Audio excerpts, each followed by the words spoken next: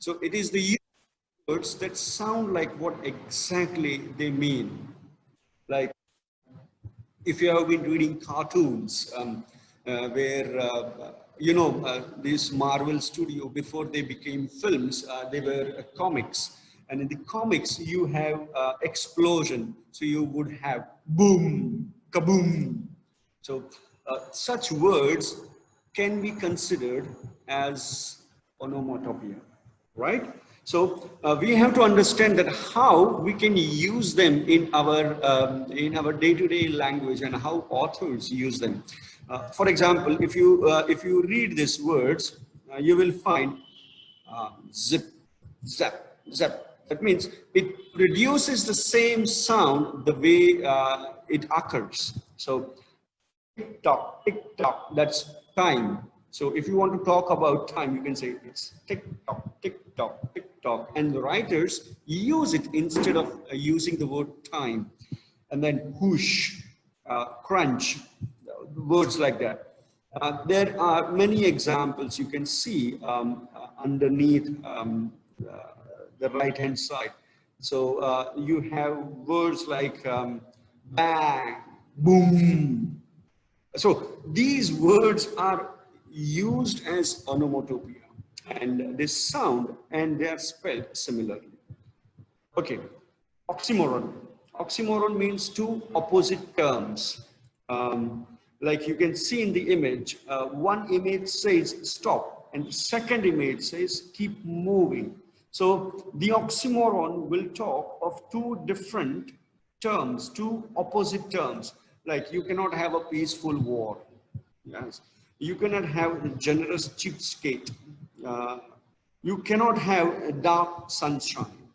So these words are a kind of literary device where writers try to demonstrate two opposite things at the same time. Right? So whenever you read something opposite together, it becomes an oxymoron. Okay. The next one is paradox. It's a contradiction. So a paradox is equal to contradiction. The example, it was the best of the times and it was the worst of the times. I have good news, I have bad news. Write that. So whenever there is a contradiction between two concepts, two expressions, two emotions, you can call that the writer is using paradox, right? So paradox is a contradiction and writers use it a lot. Even the artist, you can see the picture tells us that two hands are trying to draw each other. So it's a paradox. He was a brave coward. When you win all the time, you lose. If you can remember a dialogue based on a film like The Last Sentence, can you remember a dialogue? It's a very famous dialogue. And it's a huge paradox.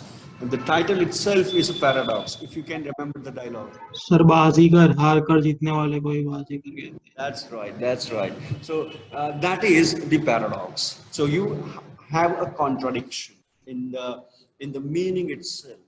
I have a good time and I had a bad time. So you have to find out how the writers are using this kind of paradox. Okay.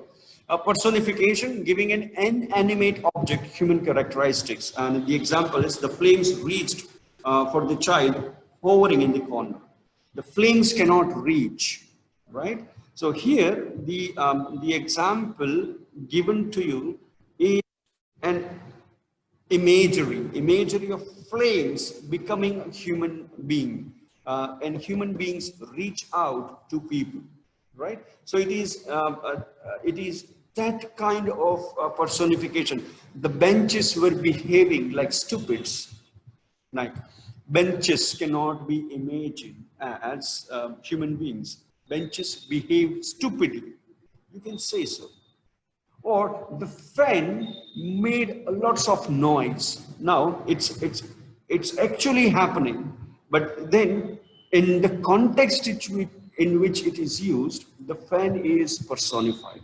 The hands of the fan instead of blades. When you use words like that, you are trying to personify things.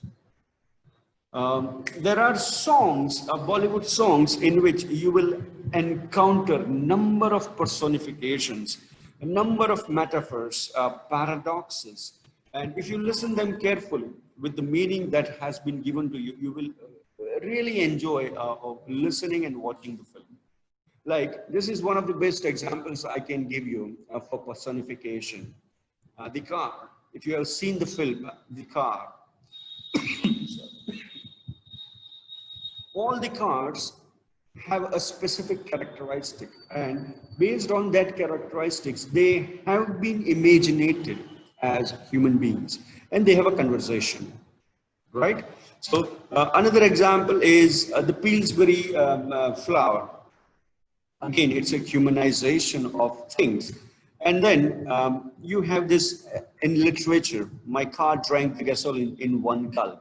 Now, you cannot have a car gulping. Gulping means to eat, to drink. The cat laughed. You cannot, you cannot imagine. You cannot see actually cat doing expressions that we do. The newspaper headline glared at me. Now, newspaper headline also do not glare at you. You, in fact, glare at the headlines. So these are the examples of personification, and you have to find out from reading material, from the literature, that where are these personification and how does it happen. Parallelism, this is a very famous line. I came, I saw, and I conquered. Can anybody tell me from where it is taken? Have you encountered this statement before? I came, I saw, I conquered. Very famous line. Okay, let me give you a hint. It is one of the Greek plays.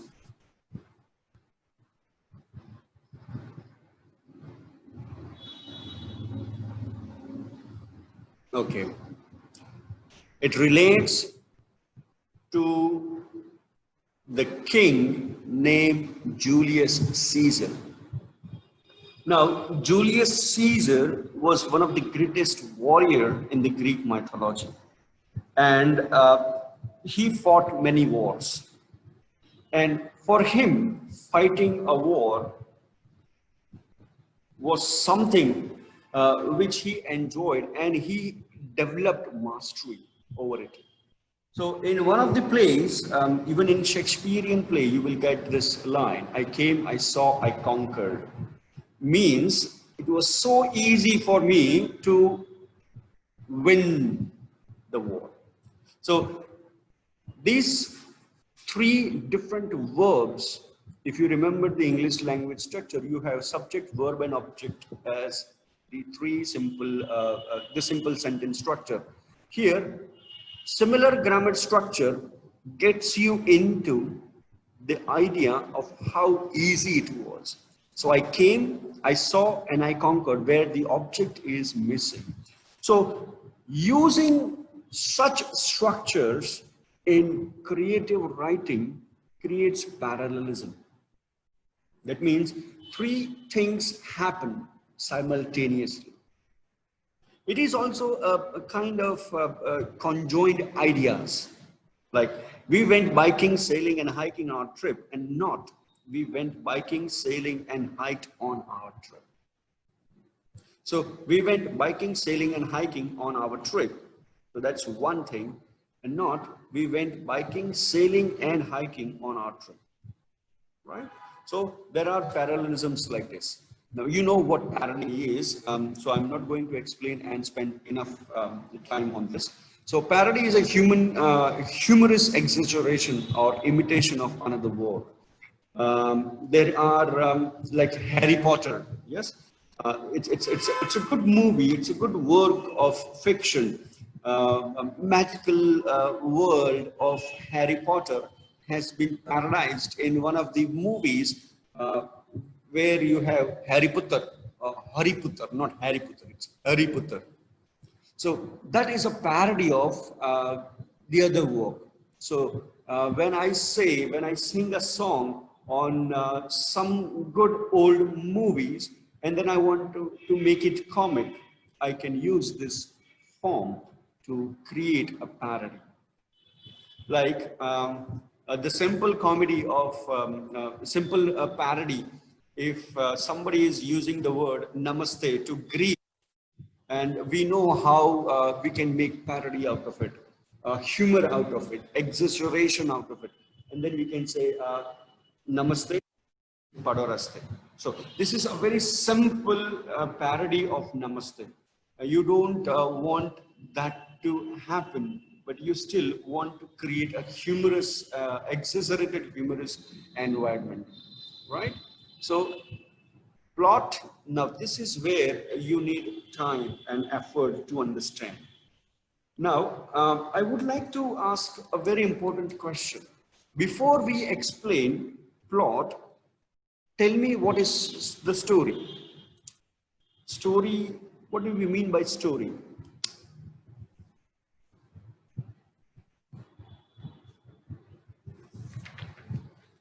Is there anybody?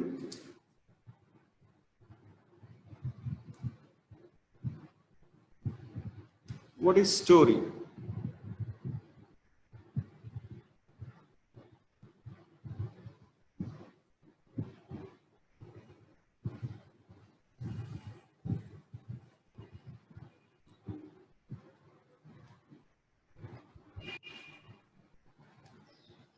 Vinci, Vidhi, those who are present, what do we mean by story? आप बहुत सारी story पढ़ते हैं. Yes, somebody is writing me.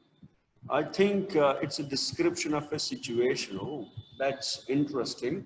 So can a story be written as a case study?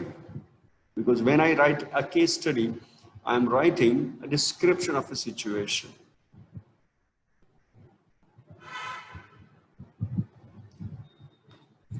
What do we mean by story? You need to understand these, because in your literature, you will have this further explanation that what is the difference between a story and a plot.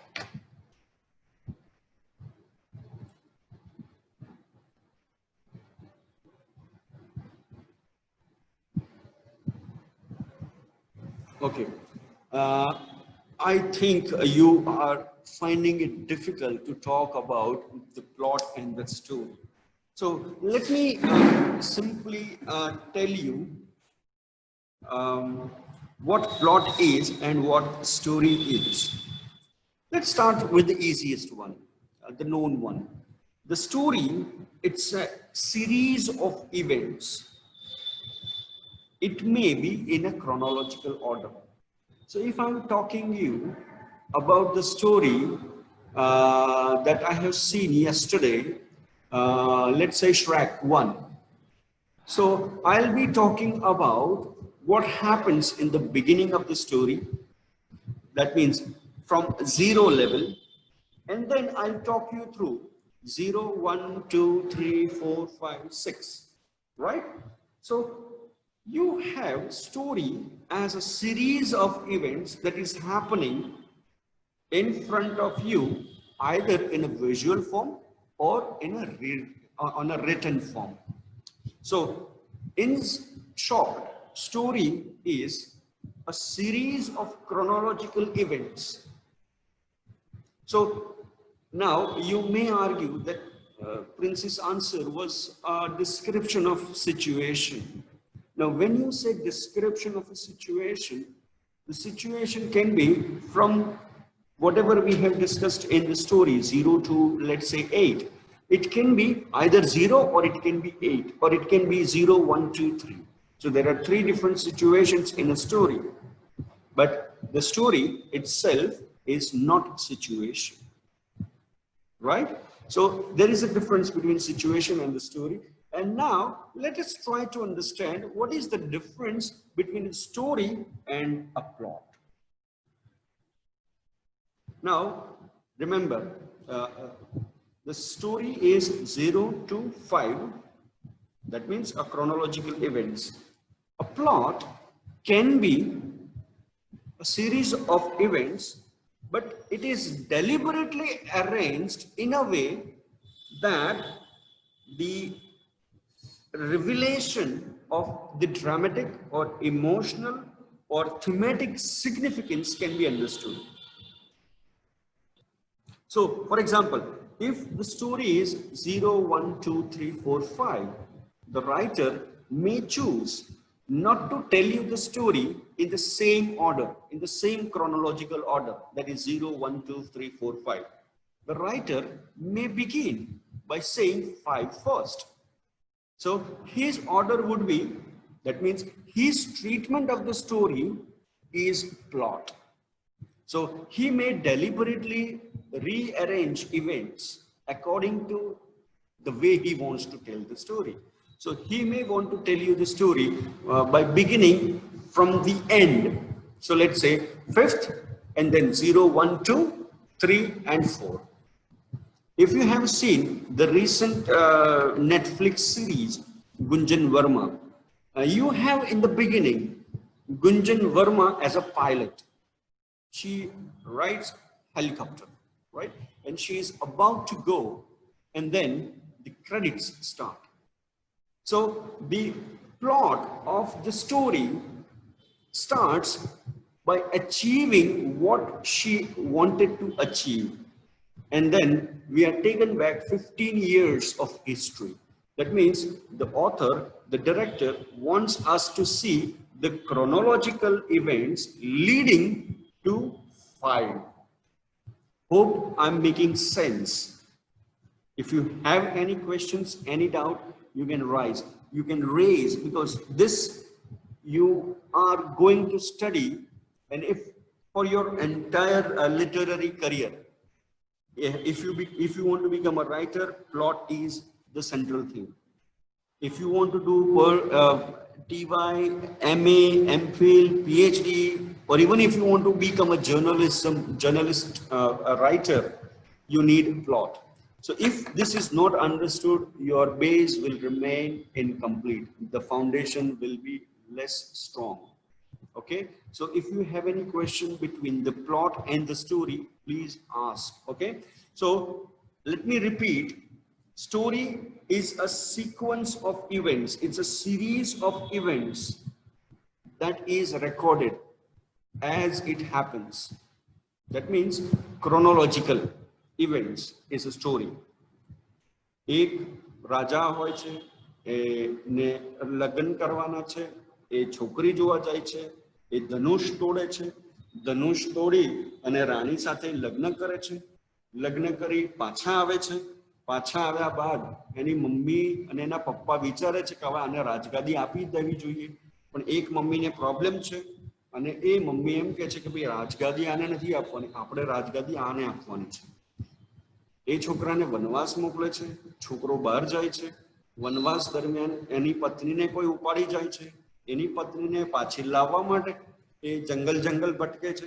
See, the entire story is told in a series of sequence,